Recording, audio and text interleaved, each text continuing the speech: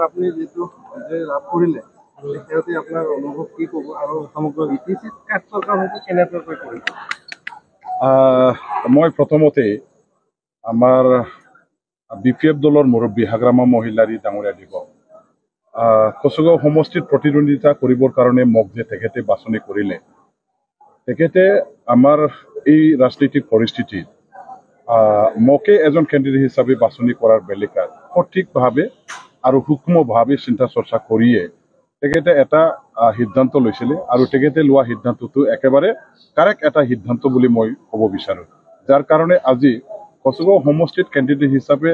তেখেতে দিয়াৰ দৰে মই আজি ইয়াত প্ৰতিদ্বন্দ্বিতা কৰি মানে হাজাৰ হাজাৰ ৰাইজৰ এটা সমৰ্থন সহযোগ আৰু তেখেতসকলৰ মৰম আদায় কৰিবলৈ সক্ষম হ'লোঁ যাৰ কাৰণে আজি এই বিটিচি ইলেকশ্যনত মই ইমান শক্তিশালী আমাৰ যিবিলাক মানে চৰকাৰ পক্ষ যিবিলাকে মোৰ প্ৰতিদ্বন্দ্বী হিচাপে প্ৰতিদ্বন্দ্বিতাত নামিছিলে তেখেতসকলকো হৰুৱাই মই আজি বিজয় সাব্যস্ত কৰিবলৈ সক্ষম হ'লোঁ আৰু এই মোৰ আজি বিজয় যে মই সাব্যস্ত কৰিবলৈ সক্ষম হ'লোঁ ইয়াৰ কাৰণে এতিয়া মই কৃতিত্ব আমাৰ কচুগাঁও সমষ্টিবাসী যিসকল ভোটাৰ ৰাইজ আছে তেখেতসকলক মই দিব বিচাৰোঁ আমাৰ কচুগাঁও সমষ্টিবাসী যিসকল জাতি জনগোষ্ঠী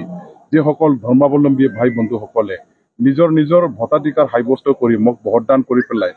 জিকাই দিলে মই তেখেতসকলক সঁচাকৈ ধন্যবাদ মানে একেবাৰে মানে আৰু শ্ৰদ্ধা তেওঁলোকৰ প্ৰতি মই জ্ঞাপন কৰিছোঁ শুভেচ্ছাও মই জনাইছোঁ তেওঁলোকৰ আশীৰ্বাদ লৈ পেলাই মই আজি এই নিৰ্বাচনী যুঁজত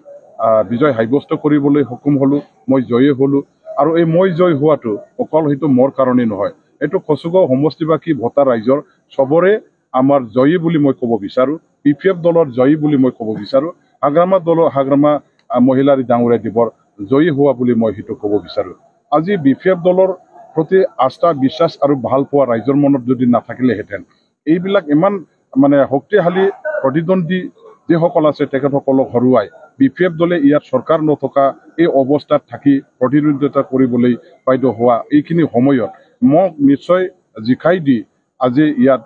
বিপিএফ দলৰ মান সন্মান ৰক্ষা কৰাটো এইখিনি সুযোগ দিয়াটো কেতিয়াও সম্ভৱ নহ'লহেঁতেন আজি একমাত্ৰ বিপিএফ দলৰ প্ৰতি আস্থা বিশ্বাস কচুগাঁও সমষ্টিবাসী ৰাইজে হাগ্ৰামা মহিলাৰী ডাঙৰীয়া দেৱৰ বিপিএফৰ প্ৰতি তেওঁলোকৰ আস্থা বিশ্বাস থকাৰ কাৰণেহে ৰাইজে হিল ঢোল ভাঙি ওলাই আহি মোক ভোটদান দিলে মোক ভোট দিলে আৰু মোক জয়ী কৰালে গতিকে আজি মই বিপিএফ দলৰ যিসকল ভোটাৰ ৰাইজ আছে কচুগাঁওবাসী সমষ্টিবাসী ৰাইজ আছে এইসকলক চবকে মই অন্তৰৰ পৰা ধন্যবাদ জ্ঞাপন কৰিছোঁ তেখেতসকললৈ মই শ্ৰদ্ধা জ্ঞাপন কৰিছোঁ আজি তেওঁলোকৰ আশীৰ্বাদ তেখেতসকলৰ মৰম লৈ পেলাই মই অদূৰ ভৱিষ্যতত কচুগাঁও সমষ্টিবাসী ৰাইজৰ হৈ কাম কৰি যাম সমষ্টিখনৰ উন্নয়নৰ কাৰণে কাম কৰি যাম এতিয়া কথাটো হ'ল যে বিপিএফ দলে যিহেতু একসংখ্যা গৰিষ্ঠতা লাভ কৰিবলৈ মানে সক্ষম হোৱাৰ পথলৈ গতি কৰিছে আৰু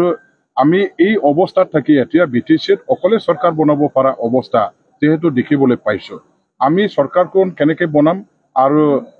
আমাৰ চৰকাৰ বনোৱাৰ ৰণকৌশল কি হ'ব নিশ্চয়কৈ আমি অহাকালি আমাৰ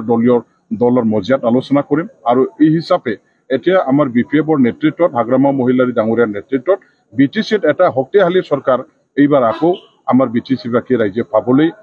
সক্ষম হৈছে আৰু আমি বিপিএফ দলৰ পৰা যিটো চৰকাৰ বনাম বিটিচিত সেই চৰকাৰখনে ৰাইজৰ চৰকাৰ হিচাপে কাম কৰিব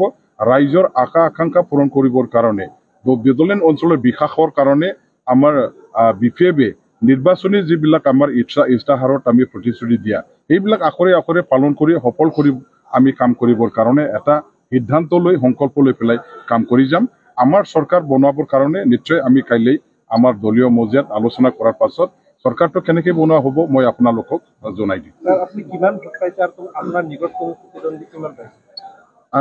মই টোটেল 19,000 মানে 799টা ভোট পাইছোঁ আৰু টোটেল আমাৰ ডিফাৰেঞ্চটো হৈছে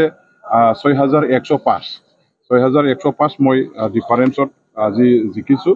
আৰু সেইটো বিটিচি ইলেকশ্যনৰ কাৰণে এটা হিউজ মাৰ্জিন বুলি মই মানে সেইটো ক'ব পাৰোঁ